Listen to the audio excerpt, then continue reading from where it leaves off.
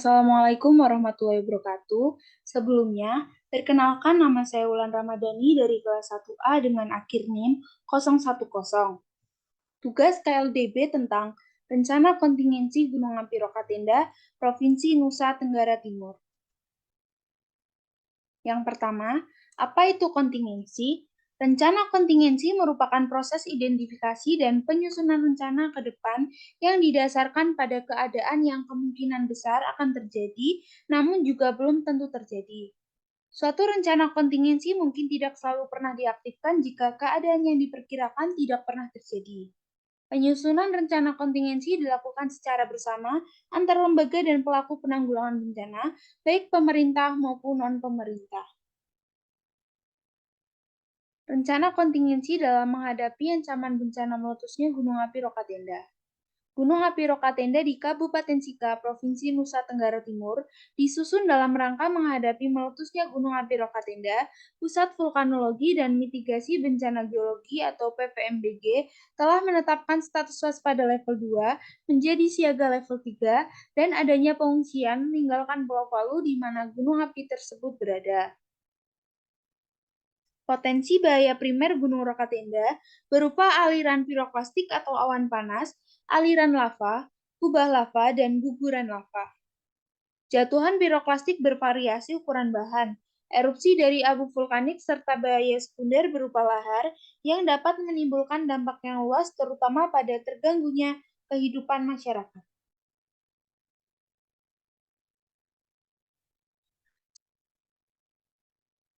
Gambaran umum Sika. Kabupaten Sika merupakan daerah kepulauan di wilayah Pulau Flores dengan total luas daratan 1731,91 km persegi yang terdapat 18 pulau baik yang didiami ataupun tidak, di mana pulau terbesar adalah Pulau Besar yaitu sekitar 3,07% dan Pulau Palu sebesar 2,37%. Sedangkan pulau yang terkecil adalah Pulau Kambing atau Pulau Pemana kecil yang luasnya tidak sampai dengan 1 km. Dari 18 pulau yang dimiliki pada wilayah administratifnya, sebanyak 9 pulau merupakan pulau yang tidak dihuni dan 9 pulau yang dihuni.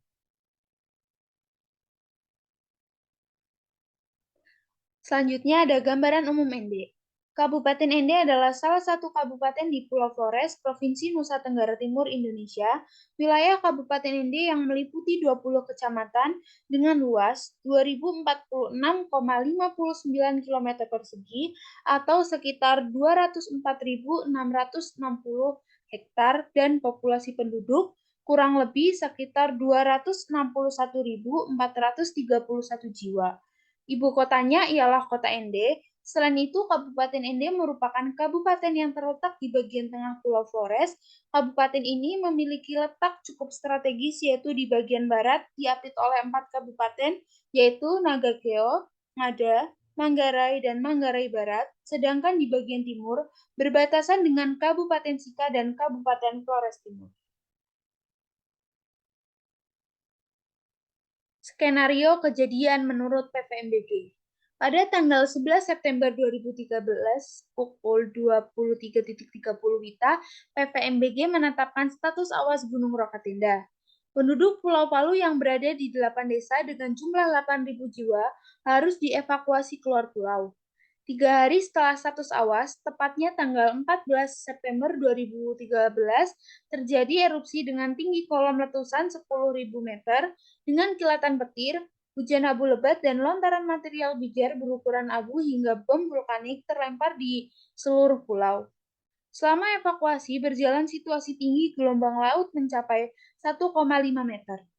Kejadian erupsi menyebabkan kerusakan berat di 8 desa kecamatan Palu, serta menimbulkan korban meninggal, luka berat, dan luka ringan pada warga yang terjebak abu erupsi vulkanik dan belum sempat dievakuasi. Sarana dan prasarana yang rusak. Sarana dan prasarana ini termasuk dari sekolah, jalan, jembatan, dermaga, hingga kantor pemerintahan.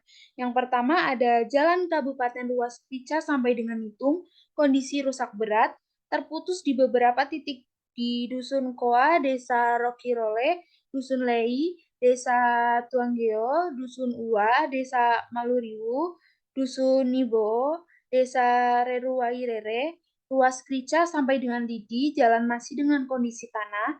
Akibat hujan dan banjir, kondisi jalan tersebut mengalami kerusakan. Kemudian ruas UAS sampai dengan ke Sukoja, kondisi 1,5 km, terjadi kerusakan berat akibat hujan dan banjir dari total panjang jalan 3 km. Kemudian, sekolah terdapat 2 unit SLTP dan 12 unit SD mengalami kerusakan berat dan ringan berupa kerusakan atap dan dinding bangunan. Kemudian, kantor camat KCD, PPO, BPP, dan kantor desa yang mengalami kerusakan di kantor desa Nitunglea, Desa Lidi, Desa Kesokoja, Desa Rokiroledan, Desa Tuanggeo mengalami kerusakan pada atap bangunan.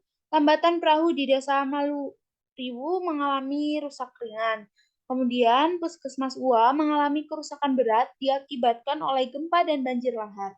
Pustu ada 5 buah, mengalami kerusakan ringan berupa atap bangunan 3 buah terdapat di Desa Nitunglea, Desa Kosokoja, dan Desa Lidi. Kemudian ada Poskesdes 1 buah di Desa Nitunglea rusak berat, Polindes 8 buah, rusak ringan pada atap bangunan terdapat di Desa Nitunglea, Desa Tuanggeo, Desa Lidi, dan Desa Kosokoja. Sarana ibadah gereja 2 buah mengalami kerusakan ringan terdapat di Ua dan Lei, Kapela 6 buah, rusak ringan 5 buah berupa atap bangunan di Desa Lidi, 3 buah di Desa Kosokoja, 1 buah di Desa Nitunglea, 2 buah. Pospol Palu rusak berat di Desa Maluriwu. Dan jaringan air bersih. Penyediaan air bersih sangatlah bergantung pada sumber air bersih yang tersedia. Penduduk Kecamatan Palu sangat sulit memenuhi kebutuhan akan air bersih dikarenakan tidak adanya sumber mata air yang dapat dimanfaatkan untuk kebutuhan masyarakat Kecamatan Palu. Sumber air bersih sebagian besar didapatkan dari bak penampung air hujan atau PAH dan sebagian kecil dari sumur perigi. Kecamatan Palu memiliki fasilitas sumber air bersih berupa bak penampung air hujan atau PAH sebanyak 795 unit yang tersebar merata di 8 desa dan sumur perigi sebanyak 8 unit yang tersebar di Desa Maliriwu 5 unit dan Desa Reruwairere 3 unit. Jaringan air limbah. Air limbah yang ada di Kecamatan Palu saat ini adalah air limbah yang diakibatkan dari aktivitas penduduk, khususnya aktivitas rumah tangga seperti air dapur, mandi, dan cuci. Pembuangan air limbah dari dapur, mandi, dan cuci dengan pola onsite disposal system seperti dibuang langsung ke pekarangan rumah tanpa menggunakan saluran. Yang B, kotoran manusia. Penanganan limbah kotor manusia di Kecamatan Palu masih bersifat onsite disposal system yang meliputi penggunaan cubluk dan septic tank. Pada saat ini, sebagian besar wilayah, saluran air kotor masih bercampur dengan saluran drainase atau sistem campuran dalam bentuk saluran terbuka. Saluran tertutup untuk limbah domestik maupun non-domestik belum ada. Drainase itu adalah suatu sistem yang mengalirkan limpasan air hujan atau runoff yang jatuh pada suatu daerah tangkapan air hujan. Sistem drainase terbagi ke dalam 2 kategori, yaitu drainase alami, merupakan drainase yang telah terbentuk secara alamiah bersamaan dengan terbentuknya kondisi fisik dalam suatu wilayah seperti sungai. Kemudian ada sasaran, tersedianya tenaga relawan untuk mengevakuasi para pengungsi yang tersebar di 8 titik kumpul aman. Pertama, yang ada di Pulau Palu sebanyak 8.000 jiwa. 2, tersedianya kebutuhan makanan bagi pengungsi sebanyak 10.429 jiwa yang tersebar di 4 tenda pengungsian, yakni tenda pengungsian Maurole 1 sampai dengan 4. Yang ketiga, ada tersedianya kebutuhan sandang bagi pengungsi 10.429 jiwa yang tersebar di 4 tenda pengungsian. Dan yang terakhir, ada tersedianya peralatan pendukung untuk melakukan evakuasi pengungsi dari titik aman pertama ke titik pengungsian atau di tenda pengungsian, sementara yang tersebar di 4 tenda pengungsian di Marurole. Kemudian ada langkah mitigasi. Yang pertama ada pengamatan dari pos pemantauan ditingkatkan agar lebih akurat.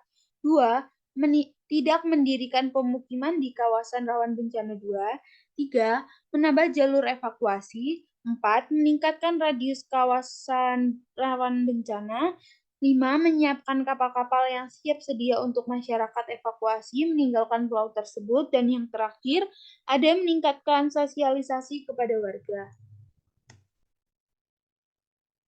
Mungkin cukup sekian pemaparan materi dari saya tentang rencana kontingensi Gunung Api Rokatenda. Mohon maaf apabila terdapat kesalahan dan tutur kata yang kurang berkenan. Terima kasih. Wassalamualaikum warahmatullahi wabarakatuh.